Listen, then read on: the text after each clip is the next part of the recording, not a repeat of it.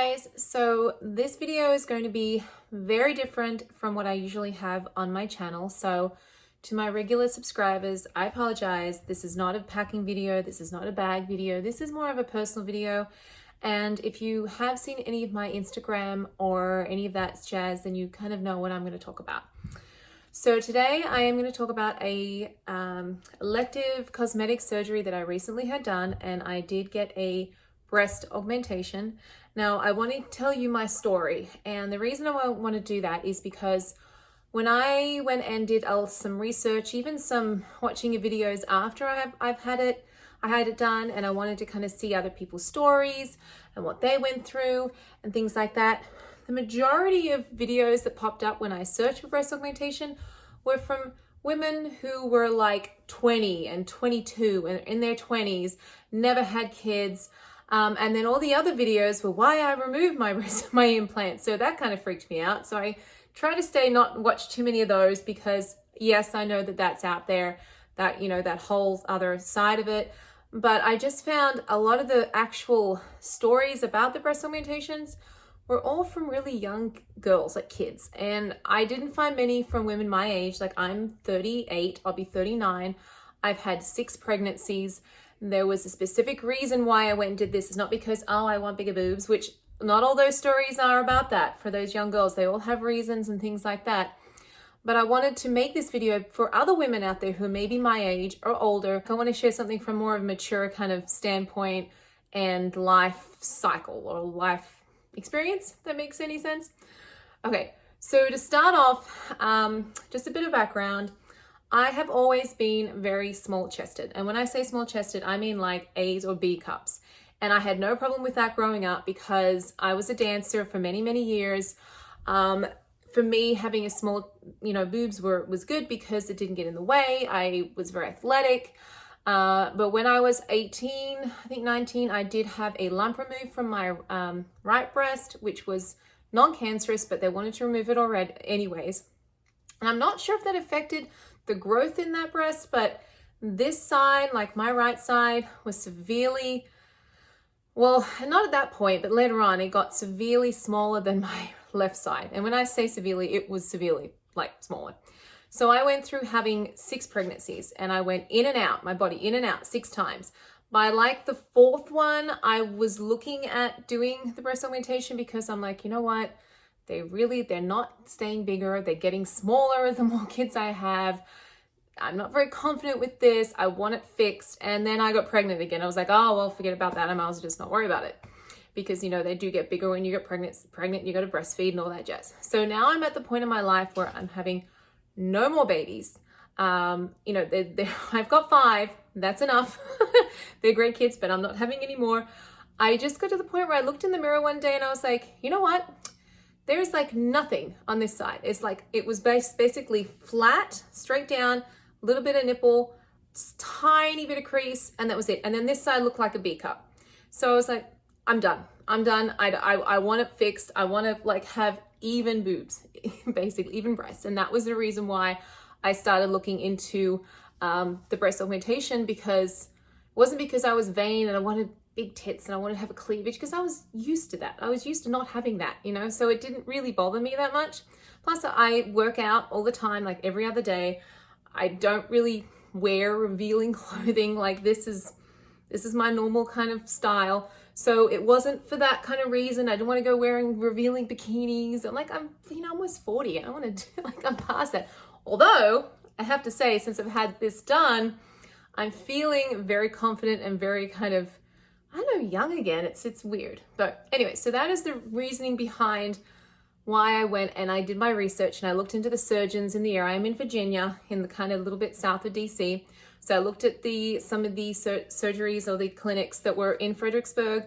I looked up at DC. I looked at reviews. I looked at before and afters. I'd already looked into this prior, so I knew that I wanted the silicone. I knew I wanted under the muscle. I knew I wasn't sure on the surgery location, like the insert location yet, because it depended on what the surgeons thought. And the one that I found was Dr. Christopher Chang. I'll link his surgery down below. And I just was drawn to him because I looked at the before and after pictures, and that's what I looked at a lot. Very good reviews from people, very happy.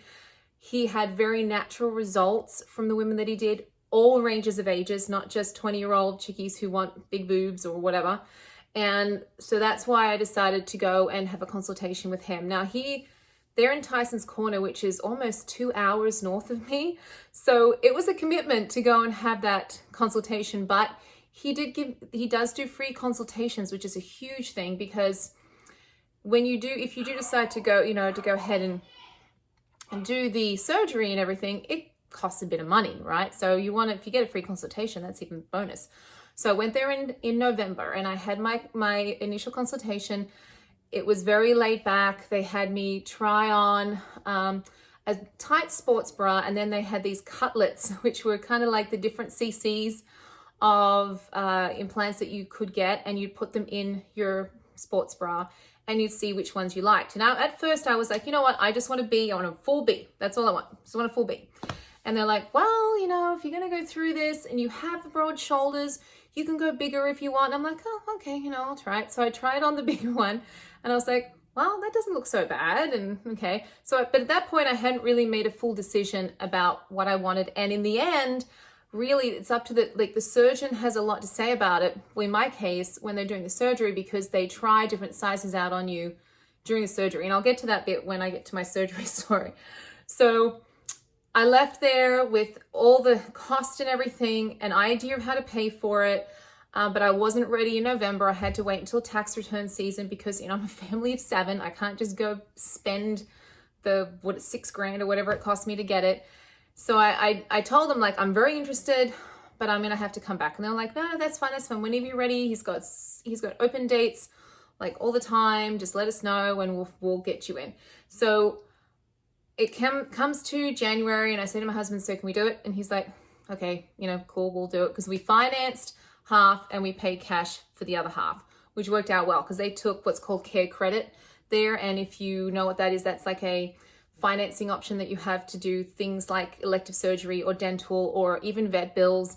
I work in a physiatrist's office, so people use it there for other regenerative rehabilitation services. So we use that and cash. So that's how we paid for it, okay? We are paying it off still, so it was an investment. And my husband sees it as an investment, and he's happy with his investment, I have to tell you that much. So when I was ready to pay, I called up the surgery and I said, okay, I'm ready to go. She said, oh, great. Okay. So I had to pay so much over the phone, and then I had to pay the rest, which was the anesthesiologist and the hospital fees 1 week prior to the surgery. And that was the cash portion. So I did the care credit first when I called and booked the appointment. Then I did the cash when I 1 week before the surgery, I called up, it was at Inova, Fairfax Hospital, and I paid over the phone for the rest, which was easy as, okay? So like when I've seen some other videos, people say, oh, they took pictures, then they did this like computer generated thing to see how I look with, I didn't have any of that. I just had the sports bra and the cutlets, but I'd already done research years ago into it. I tried to go with the safest implant that I could think of, that I could find, and people would recommend it, and that was the Gummy Bear silicone implant, and it was by the brand Mentor.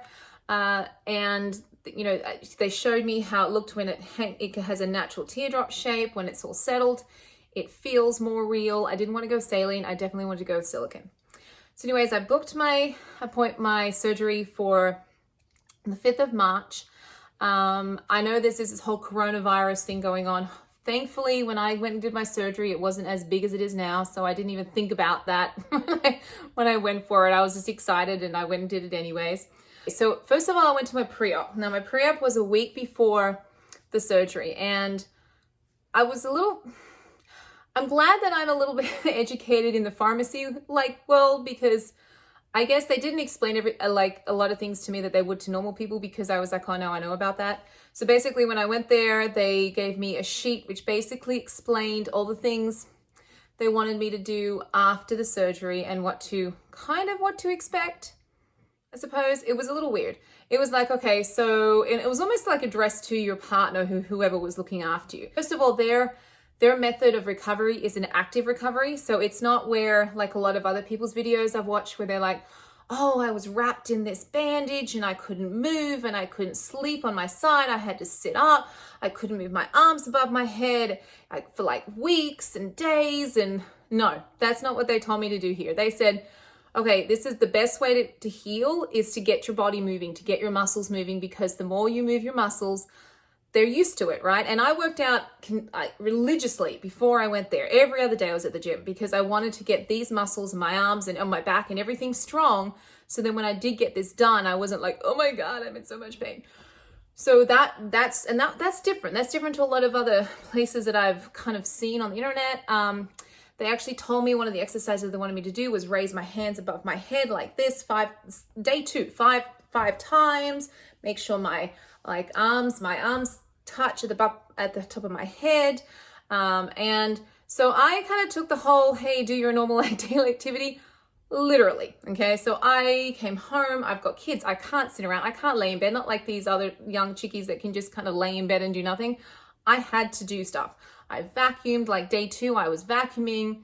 I was doing all sorts of things. So we'll get more into that later, but going back to the pre-op, there's basically one of the things they said on that sheet was to get up, get moving after the anesthesia wears off, go home, take a nap for maybe 2 hours. And after the anesthesia wears off, get up, move around, go out for dinner, get some fresh air, get your body and your circulation going so you kind of recover a little bit from, the anesthesia, which is an excellent idea. Don't kind of like lay about and do nothing, because the more you move, the more it works through your system and the better you feel quicker. Okay.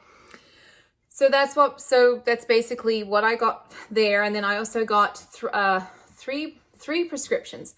I got Percocet, Valium, and an antibiotic. And they said, look, we prefer you don't take the Percocet. I'm like, I'm not taking that, because I'm working in a pharmacy for 20 odd years. I know what Percocet does. I've taken it once before. It made me feel absolute crap. And like, don't take the Percocet if you don't have to. I'm like, okay, I won't. And they said, take the Valium and the antibiotics, but you can take the Valium at night, which I did until I ran out. I think I had like 5 days worth. So I did take that at night. And they said, also go get some Benadryl and some ibuprofen. Didn't write me a script for ibuprofen. They're like, take ibuprofen 800 milligrams. I'm like, well, you could have written me a script for that. Now I have to take 4 of the regular over-the-counter ibuprofen. But that's okay. Being a pharmacy person, I knew how to do all that. I knew how to dose myself. So that's what I did. I took the ibuprofen during the day. 4 pills last about 6 to 8 hours. 800 milligrams last 6 to 8 hours. So that's what I would do. Now I went back to work. I had my surgery on Thursday. I went back to work on Monday. So I basically, when I was at work, I would take it every 8 hours. Now I only did that for about 5 days, and then I just stopped taking it. Now I do take, I stopped taking everything. Now I do take supplements. I take flavonoids, multivitamins, vitamin C. Flavonoids are natural anti-inflammatories that they sell at the office that I work at, and they are very, very good. So that kind of replaced the ibuprofen. So when I stopped taking the ibuprofen, I started taking the flavonoids. So they gave me those major prescriptions, and then I got the rest on my own in preparation for the surgery. Oh, and then they took pictures. So they took pictures of the front, of the angle, of the side, front, angle, side. And I'm guessing, I don't know, they haven't really told me when I'm supposed to take my other pictures, because I have had a 1 week post-op and they didn't take pictures then. I think it's probably at the 6 week mark. Because that's when the implants and all that settle. So I'll probably take those pictures again, and they do the before and afters. And I do want those pictures. I'm going to ask them whether I have to pay for them or not. I do want to kind of have a record of that, because I forgot to take a whole bunch of before pictures. I do have one that I will pop up wearing the same kind of, it's a sports bra / swimsuit top. And I'll pop that up so you can see what it looked like. And that picture was taken the day before and the day after. So they have changed since then, but it kind of gives you an idea of size-wise, like what I ended up with. Okay, so that was the post-op. And I was like, okay, I'm ready to go. 1 week down the track, my husband was on travel then. He came home, he's military, so he came home. He went with me. We went to the hospital, waited an hour to check in, which wasn't the best experience. But everybody at that hospital, when I finally got sent back, was really, really good. Everybody raved about the surgeon, which is pretty good to know that everyone says how good he is. So that was the good thing. He did come and see me and have a drawer where he's going to do everything explained a little bit more, but he never told me how many cc's I was getting. okay, because he didn't know at the time. The nurses were really good. They took care of me. They made sure I was comfortable. I walked into, which I thought was a little bizarre, but I thought I kind of pictured them wheeling me in, but I walked into the surgery room, laid down on the bed, on the kind of thing that they have. It's not really a bed, it's like a bench. And I remember that they'd already started to give me the medicine to put me to sleep, the anesthesia, because the anesthesiologist had come in prior and explained all of that. And they said, okay, put your arms out like this. I put my arms out like this. And I remember looking up at the lights, and they were like these lights on an angle. And I'm like, oh, it's kind of cool. And that was it. Then I remember waking up. So I don't remember any of the surgery or anything. When I woke up, I remember being in pain, very, very sore. But they gave me more medicine. And after about 10 minutes, it went away and I was fine. I went home, and after that I went home. I think I may have been there for like an hour, maybe between like kind of waking up and getting ready to leave and then leaving. The surgeon never came and talked to me, but it was probably a good thing because I wouldn't have remembered it anyways. He did go talk to my husband. So if you have somebody else that's looking after you, like a parent or a husband or a partner, then they'll most like that's who he went and talked to, and he explained what he did. Now, I'll talk about how many cc's I got in a second because it was kind of a funny story. Okay, so I got in the car, and apparently I passed out, like, all the way home. So it was like an hour and a half back from the Fairfax, came home, took a nap for an hour or so like instructed, got up, went out for dinner. I was kind of emailing the office, kind of asking questions, because there's questions that I was like, well, I don't know how much did they put in? Like, what size am I? Like, because no one told me. And, and then the next thing I know, I get a personal call from the surgeon on my cell phone. Luckily I answered because it wasn't a local number. It was from New York. And I'm like, who the hell is calling me from New York? So he's like, oh, this is Dr. Chang. I heard you had some questions and blah, blah, blah. And I'm like, okay, yeah. I mean, how many cc's did I get? And he goes, well, my husband had told me, and I just wanted to kind of get an idea, like a whole story as to what happened. So he said that he tried 4 or 5 different size combinations, because what they had to do, they had to make me as symmetrical as possible, because this one was a lot bigger than this one. This one required way more than this one. And I had told them that I'm okay with getting a C cup because, why not? If I've got the frame, I might as well do it. So I think that's what he was aiming at. So I ended up getting 475 cc's in here and 425 cc's in this one. And it seems like a lot, but you have to remember that I was very small to begin with. So it did make a big difference. Now, when I looked in the mirror afterwards, I was like, holy crap, like I have breasts. Like I haven't had boobs in forever. Like ever they were this big was when I was pregnant, and then it's really not the same because they're just milk bags at that point, so it's not the same as actually having your own boobs that you can just wear without having to worry about feeding a child.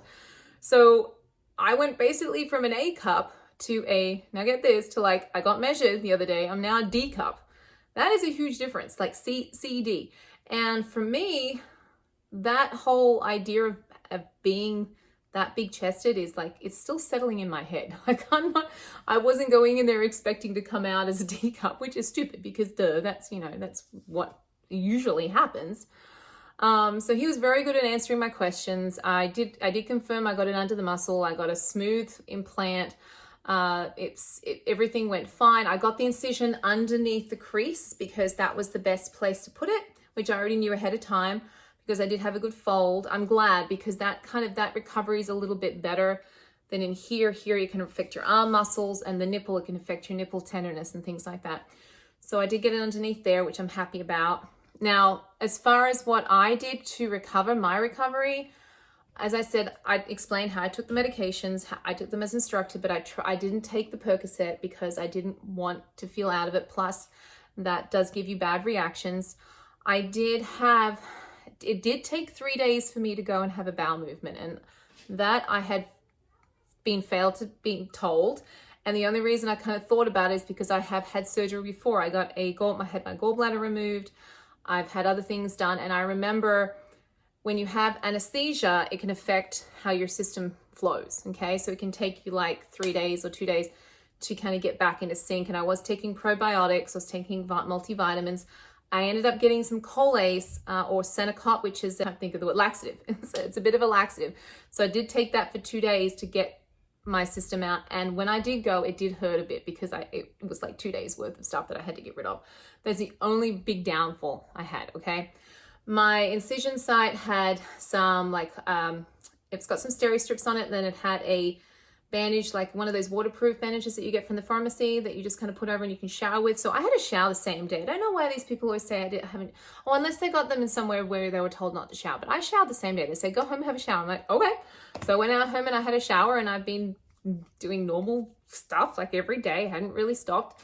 So that wasn't so bad. Now the bras, they didn't give me a recovery bra. I found that bizarre. All these other videos I've seen, they've like, oh, they gave me recovery bras and stuff. Well, what they told me where I went is that you can wear a sports bra or a comfortable wireless bra, which I haven't worn a wire bra in probably 4 years. I just choose not to. I don't like them. They're uncomfortable. You can get just as beautiful looking wireless bras these days. So I did have a sports bra that's what that picture was that I showed you, and some other ones from my, that I previously had worn that were big enough that I could still fit into. So I just wore this type of thing. I just wore this for days, and it sits nice on my incision. It doesn't hurt. So that's what I wore. And then if I was asleep when I went to bed, I didn't wear anything. I just didn't wear a bra because I didn't want to. I didn't need to. They told me I didn't have to, so I was like, okay, well, I won't wear one. Sleeping wise, I didn't have to sleep on my back. It was a little bit more comfortable, especially at the beginning. But now 9 days, 9 days in, yeah, 9 days in, I can sleep on my side. I just, because I have been pretty active and I have kept them, they're kind of softening up. They're not stiff or anything. So I can do that. I haven't had any problems sleeping. Exercise wise, day 3, I went back to the gym. And I did lower body. I did some arms. I did some abs. Not like full on sitting up once. I can now, 9 days in, I can do sit-ups fine, because when you're doing a sit-up, you're not supposed to be using your chest. You're supposed to be using your core. And being a dancer, I know how to isolate these muscles. Now, I'm not going to suggest that everybody go do this, because if you don't know what you're doing, you could kind of rip something or, move something here that you're not supposed to. But I'd been working out a lot, so the muscles here were pretty strong. My core was pretty strong. I didn't see any problems in doing my legs. I mean, unless you're like really pushing heavy weights. I didn't push heavy weights. I just did like squats, and I did very light leg presses. I can do curls. I can do hammer curls now. I can do very slow of these with very light weights, because I'm like using my back, not my chest. If you use the right muscles, you're fine. I told my surgeon this when I went for my post-op. He's like, just be careful, especially with the cardio, because I'm not supposed to get my heart rate up above a certain rate. But he's like, if you feel comfortable doing it, then do it. It makes me feel better. I'm like, my back gets sore if I don't do things. I have a back injury, so I have to stay active. I have to stay doing my exercises. So I have been going like every other day. I go to the gym. The day in betweens, I do some stretches at home. But I do suggest not just sitting around doing nothing, because if you do that, your muscles are going to tense up. You're going to feel like they're going to explode, or they're really, really tight. One thing I was told in my post-op was to do more massaging. I have to come from here and push up like towards my like underarm and kind of around like this. I have to push in, and then I have to push up this way as much as I can. Now, the only thing that's sore for me is the incision site, because it's healing still, but that's it. Like I can go like this and it doesn't hurt at all. With the post-op, all they did was take off the waterproof bandage on either side. They checked everything to make sure everything was fine. They kind of felt around. They told me to do the massages. They told me to be careful with the exercises, but they said, keep doing what you're doing. It looks great. It's settling nicely. So all that jazz. And then that was it. And then I think I go back in 3 weeks. So that's my experience so far. It's weird. As I said, the biggest thing is just weird for me having larger boobs, because I have never had large boobs. I have never really thought about doing it until recently, because I just was like, yeah, I've got kids. I kept getting pregnant, so they kept getting bigger and smaller and bigger and smaller. And then in the end, they're just like, no, we're not going to get even. We're done. So I basically just kind of fixed how my body was supposed to be because I abused a little bit with children. One thing they did give me at my post-op was a little card by the brand that I got my implants. This is the Mentor brand. So then it has like how much I got in each side, the CCs, the code. So I guess that's the barcode for the actual implants.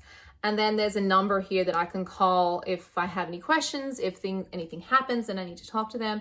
So that was kind of cool. So I can keep this from my future information. Okay guys, so before I get to the end of the video, I did want to show you what they look like, what my breasts look like now after the augmentation.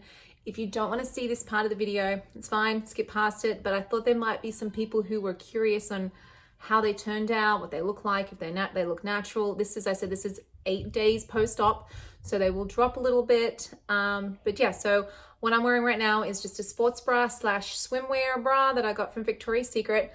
I actually had this bra before I got the augmentation, and it kind of fit me, but it was a little bit too big. So now it actually fits nicely and it's super, super comfortable, and it's great for recovery. Use the sweatpants, but it's at home, it's nighttime, we just had dinner, the kids are running around like downstairs. Okay, so here they are here. As you can see, this was the smaller one. It is a lot more symmetrical now. That was the big thing. I wanted them to be this, you know, to be natural, to be, you know, even and not have one flat one, you know. So I'm very happy with it. I've got a nice little cleavage thing going. They look natural. I think they suit my frame. Here it is on the left. Sorry, this was the one that was size was fine beforehand, just bigger now. And this is on the other side. This was the smaller one. So as you can see, they do look quite good. So I'm quite happy with it.